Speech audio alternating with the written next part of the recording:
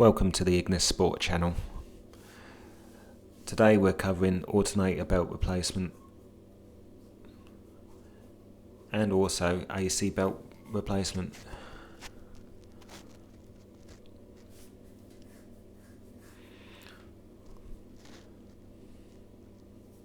So it's the 833 belt.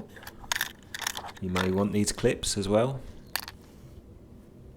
Be covering parts at the end, and obviously for working on these cars a supply of spare bolts from Suzuki are very useful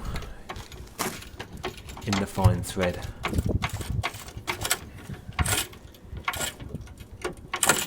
So naturally the car will be jacked up and supported with axle stands, and the battery should always be disconnected.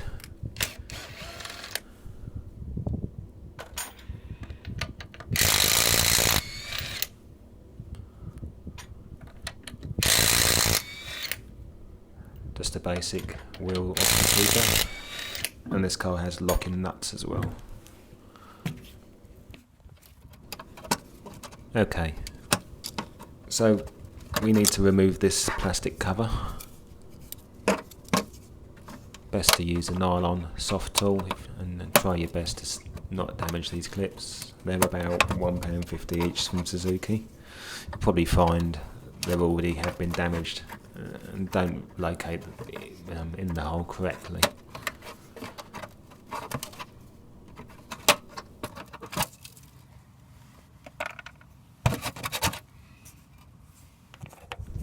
Okay, there's another clip towards the front of the car. Again, making hard work getting this off. I think when looking at the clips, they'd already all been damaged, so I could have just got them out with a screwdriver to save time. And any form of tray to stop all your parts getting lost in the gravel is handy. The last clip's at the rear of the cover, and off it comes. Pretty damn easy to do. This is an 8mm Allen key bolt, well, an 8mm hex head. Okay, I'm trying my best to show you this. You'll find it will be too tight with a normal Allen key. So a cheater bar, like a jack handle or any tube, will break it open, and then use the ball end of the Allen key with an extender just to loosen the bolt, make sure it's nice and free. So onto a 12mm socket just to break the two bolts on top of the alternator, which we will get a good shot of later. So obviously this is only a phone camera, so we're trying our best to get you the shot, but sometimes you have to get your hand in the way.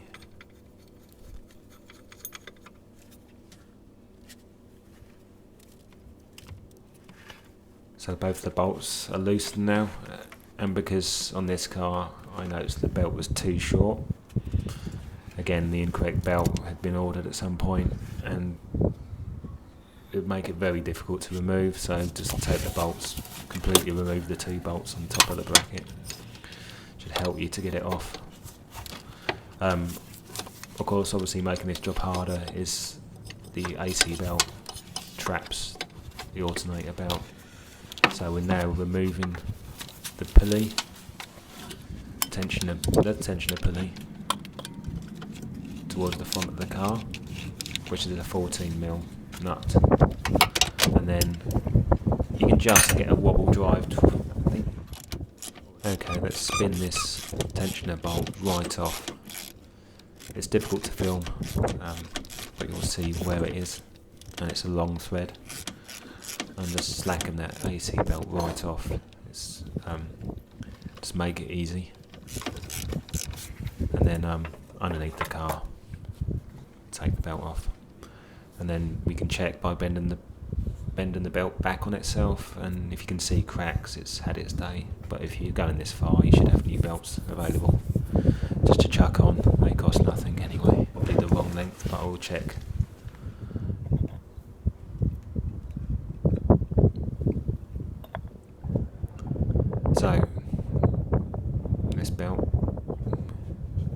off soon, but as you see, it's just that little bit tight. But we've got it off from the bottom. It looks okay, so it was never done up tight enough, but we're going to replace it. And this car has a full service history, but obviously the belt was never tightened sufficiently, which is quite common. So gates, it's equal to what Suzuki will sell you for 10 times the price, so tend to go for gates or a brand you've heard of.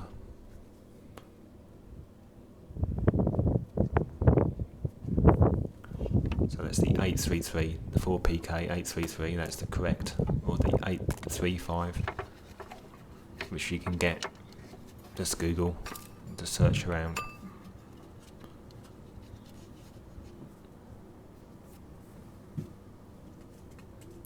So this is the belt being fitted on from below the car, which is a mixture of above and below.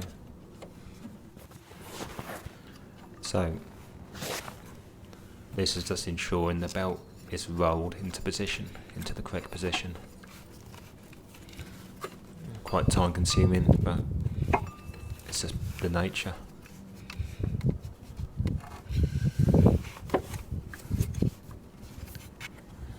So I think we're there. Obviously you need to punch good light into here to film, so it's not the easiest thing to do in the world. Okay, some more tweaking.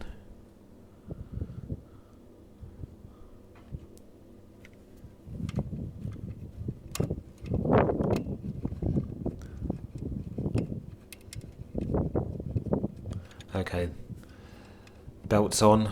I'm just replacing the bolts which we removed earlier to just make it as easy as possible to give you the slack to get the belt on. Just a normal M6, possibly put a bit of oil, or I put a bit of penetrant oil just to help them tighten up. You don't need a locking compound, you just do them up tight and they won't come loose.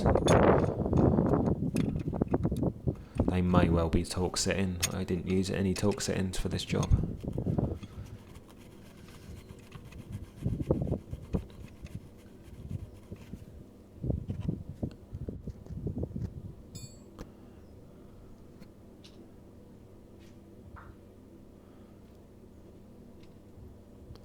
So I'm not sure what the book time is or the advised time for this job, but as I say, it hasn't been done properly in the first place, so this car has a full stamped history, so the belt should have stayed in tension between services at the very least. So this is it's the key part here.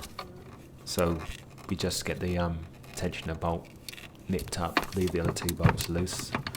It may sound out obvious, and just get the bolt ready so you can ratchet up the bolt once you've applied tension with a lever. And so there's the lever. So you will have to experiment here just to get the angle and just to get the leverage in here. Now the initial attempt, I did get tension on the belt, but not what I would deem sufficient. If you gauge on the longest part of the belt, which is underneath the car, you can gauge an accurate tension.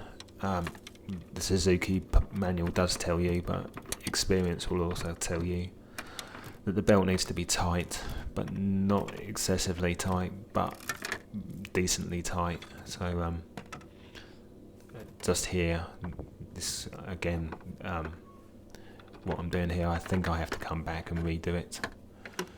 And things like this, just not having the correct length socket, or a normal spanner or ratchet spanner would do. Quite often a ratchet spanner is handy because it allows you to to lock the bolt quickly as you're applying tension. But we're off.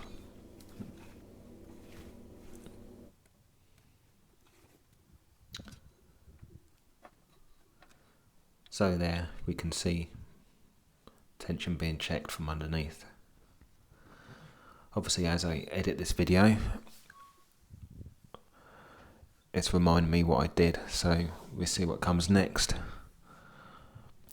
Obviously this is the first of a series of videos, which will probably be edited a bit more heavily to make them shorter. So, what's going to happen next?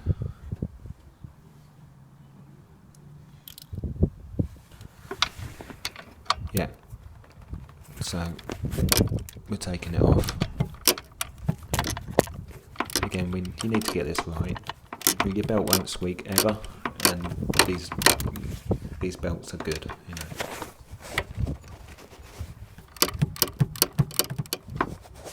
So again, just make sure the bolt is slack, and then have your ratchet reset for tightening. We'll have a second attempt here. So this is at a weekend. It's my car. It's my time. And my time costs nothing. So let's get it right.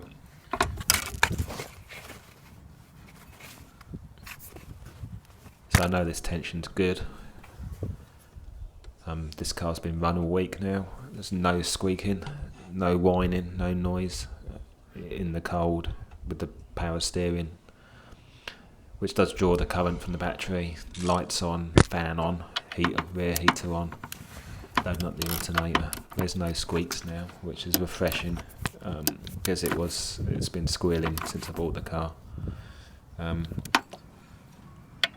So we know this worked. So that's done up, and we just do up the other top bolt as well to get both these M8s tight.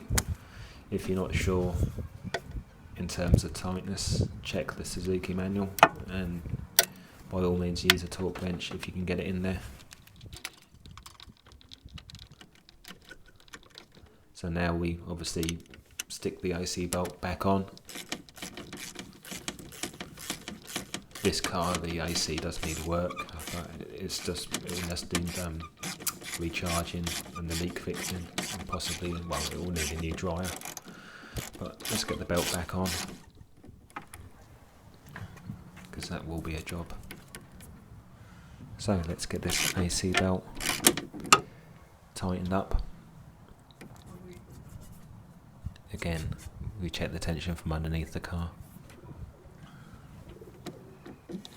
And it will need a fair few turns on the ratchet to get it up. This 12mm socket just gets in there with a wobble drive. Just take your time just to get the angle just right. And now we can tighten up 14mm head on the nut. In retrospect, I found it was much easier from underneath, and we can probably torque down this tensioner,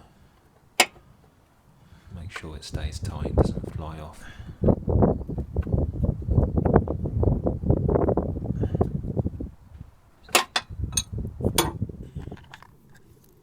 So, coming back to the tray, I'm afraid I'm going to have to use up some of these expensive clips. So that was pretty easy, really.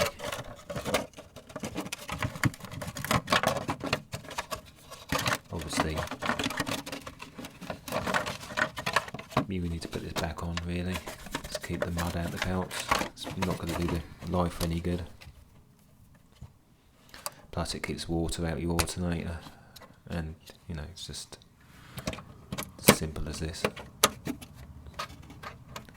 If you do find a source of pattern clips, go for it, see how they are. But I found them to be quite shoddy on occasions, but they may be fine. I think I'll reuse one old one. Just get the last one in there.